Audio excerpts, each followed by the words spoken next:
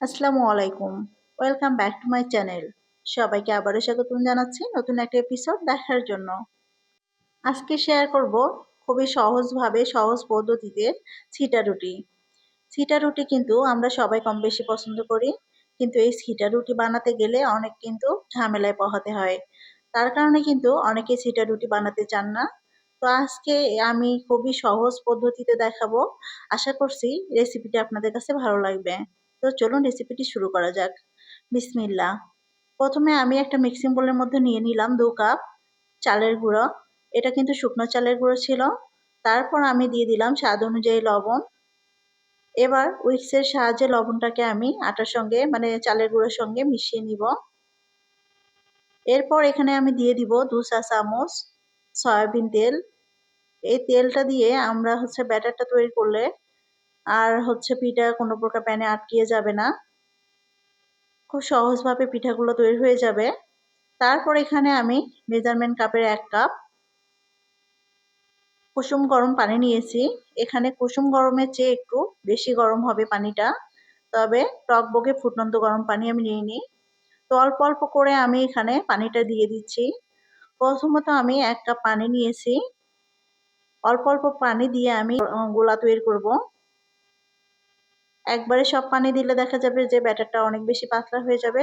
তাই বুঝে একটু একটু করে পানি দিয়ে দিতে হবে। আমি আবারও 1 কাপ পানি নিয়েছি। এবার পানিটা আমি একটু একটু করে দিয়ে দিব। প্রথমত আমাদের কিন্তু 1 কাপ পানি লেগেছে। এরপর হুইস্কের সাহায্যে খুব ভালো করে আমি মিশিয়ে নিব। আমার কতটুকু পানি লেগেছে সেটা আমি একটু পরে আপনাদেরকে বলে দিচ্ছি। এই ব্যাটারটা খুব ভালো করে একটু সময় নিয়ে ফেটিয়ে নিতে হবে। এখানে প্রায় আমার 1.5 কাপের মতো পানি লেগেছে। ভেজা চালের গুঁড়ো হলে কিন্তু পানির পরিমাণ অনেক কম লাগবে। তো যেহেতু শুকনো চালের গুঁড়া দিয়ে আমি এটা তৈরি করতেছি, এই কারণে এটাকে 20 মিনিট রেস্টে রেখে দিব। তো আমি 10 মিনিট পরেই ফিরে আসলাম। 10 মিনিট পরে ব্যাটারটাকে আমি একটা গোল চামচের সাহায্যে ভালো করে ফেটিয়ে নিচ্ছি। দেখতেই পাচ্ছেন ব্যাটারটা কিন্তু আগের চেয়ে একটু ঘন হয়ে এসেছে। এই ব্যাটারটা কিন্তু খুব বেশি পাতলা করা যাবে না, আবার ভারী করা যাবে না। চিতই পিঠার ব্যাটার ঠিক যেরকম হয় এরকম একটা ব্যাটার তৈরি করে নিতে হবে। আর এই পিঠাগুলো তৈরি করার জন্য আমি আজকে নিয়েছি একটা বোতল। আর বোতলের মুখটাকে দেখতেই পাচ্ছেন আমি এরকম 4 টে ছিদ্র করে নিয়েছি। ছিদ্রগুলো কিন্তু খুব বেশি বড় করা যাবে না। ছিদ্রগুলোকে যতটা সম্ভব একটু ছোট ছোট করে নিতে হবে, তাহলে আমাদের এই ছিটা রুটিগুলো অনেক বেশি চিকন হবে এবং ভালো লাগবে। তো বোতলের মধ্যে ভরিয়ে নিয়ে মুখটা আমি লাগিয়ে নিয়েছি বোতলের। এরপর চলে আসলাম পিঠাগুলো ভাজতে। আমি চুলাতে একটা ফ্রাই প্যান বসিয়ে দিয়েছি। ফ্রাই প্যানে সামান্য একটু তেল দিয়ে দিয়েছিলাম। তারপরে একটা ব্রাশের সাহায্যে আমি তেলটাকে ব্রাশ করে দিলাম। এরপর যে বোতলের মধ্যে ব্যাটারটা উঠিয়ে নিয়েছিলাম সে ব্যাটারটা আমি ঘুরিয়ে ঘুরিয়ে দিয়ে দিলাম। দেখতেই পেলেন খুব সহজে অল্প সময়ের মধ্যে একটা ছিটা রুটি কিন্তু আমার হয়ে গেল। ছিটা রুটিটা দেওয়ার 1 মিনিটের মধ্যে কিন্তু এই রুটিগুলো হয়ে যাবে। যখন হয়ে যাবে তখন খেয়াল করবেন চারপাশ থেকে রুটিটা একটু ছেড়ে ছেড়ে দেবে। সে পর্যায়ে রুটিটাকে আমরা উঠিয়ে নিব। আমি রুটিটাকে 4 ভাঁজ দিয়ে এভাবে উঠিয়ে নিলাম।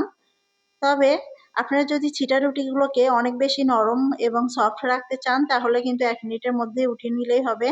আর আর যদি চান পিঠাগুলোকে একটু ক্রিস্পি করে ভেজে নেবেন তাহলে আরেকটু সময় রেখে দেবেন, তাহলে কিন্তু পিঠাগুলো ক্রিস্পি হবে। তবে ক্রিস্পি পিঠাগুলো কিন্তু সঙ্গে সঙ্গে খেতেই ভালো লাগে। আর যদি আপনি 2 দিন পর্যন্ত রেখে খেতে চান তাহলে কিন্তু 1 মিনিটের মধ্যে পিঠাগুলোকে উঠিয়ে নিতে হবে। মানে পিঠাগুলো কুক হয়ে গেলে নামিয়ে নিতে হবে। তারপর দেখতেই পেলেন একটা একটা করে আমি খুব সহজেই ছিটা রুটিগুলো বানিয়ে নিলাম। আশা করছি এভাবে ছিটা রুটিগুলো যে কেউ দেখলে খুব সহজে বানিয়ে নিতে পারবে। আর দেখতেই পাচ্ছেন এভাবে ছিটা রুটি বানানোর ফলে কিন্তু চুলার পাশটা কোনো প্রকার নোংরা হচ্ছে না। আর হাত দিয়ে ছিটা রুটি বানাতে গেলে দেখবেন যে চুলার চারপাশটা ভীষণ নোংরা হয়ে যায়, বারবার হাত মাখাতে হয়। তো খুব সহজে কিন্তু এভাবে ছিটা রুটি বানানো যায়।